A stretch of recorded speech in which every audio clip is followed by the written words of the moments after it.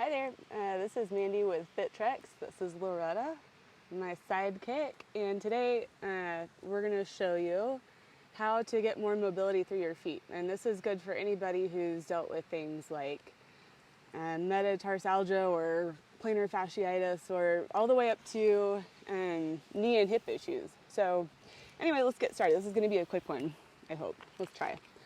So the first thing we can do is go ahead and take your socks and your shoes off. Take the blindfolds off of your feet. And we're going to give ourselves a nice little self-massage. And this, for some people, if you have a lacrosse ball, that's great, but I don't typically hike with one because it's just more weight in my pack. So what you want to do is you just want to take your thumb and just push right up through the arches of your feet. Really get that fascia. And this will loosen, especially if you're a runner or if you hike a lot. This tends to tighten up over time, and so the more mobility you've got, the less pressure you're going to put on your joints. Let's go ahead and switch feet. And yeah, because you've got 33 joints in your feet, which is more than, it's the most that you've got in the rest of your body, really, right below the ankle. So really get in there. You might even break some bread over the pads of your feet and get the heels, get your toes. We're really just waking up any sensations in your feet. Especially with hiking, we tend to wear really sturdy shoes to protect the soles of our feet from impalement and things like that. But it's important to also kind of respect and wake them back up whenever you get a chance. So anytime you stop for water or snack or lunch, take a little break, give yourself a little massage. So while we're here, the next thing I'll show you is you're going to take your fingers and wedge them in between your toes, like really get them in there. And so right now I've got my left foot in my hand. So left foot, right foot, and then my right foot is planted firmly on the ground. So this may not be a comfortable position for you. Maybe this might be easier, or maybe you're like, ooh, anything is fine. But just kind of, you want to give yourself a little bit of mobility. And you can take your opposite, or the hand that's on, mine's my left hand, on my left ankle. And I'm using my right hand to get that full range of motion through my left foot.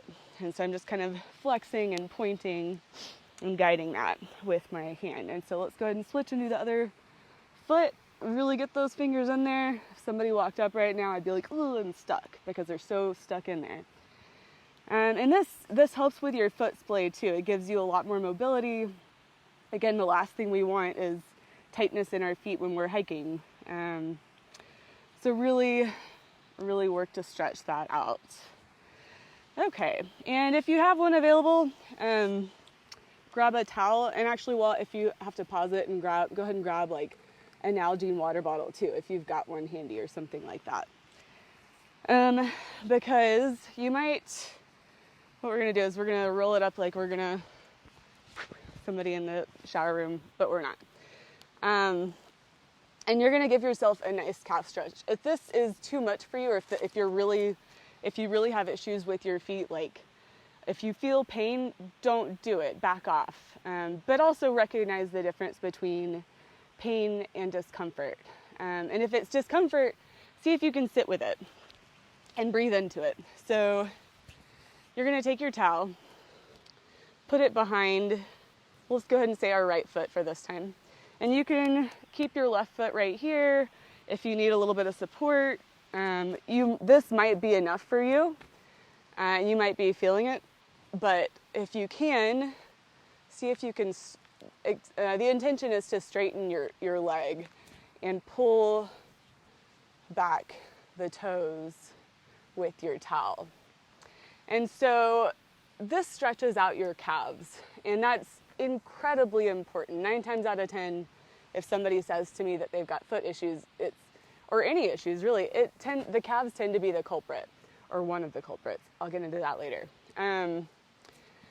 But your calves do a lot of work, and so the intention is to stretch them out, as well as your feet And just do this for I'd say about 30 seconds. And if you're like a star and you're super flexible, you can extend your nose to your knee. That's the intention. If you're like, ugh, that's awesome too. You know your body, you're the expert. So just keep all that in mind. Let's go ahead and do the other leg. And Loretta's getting into it. I know, okay.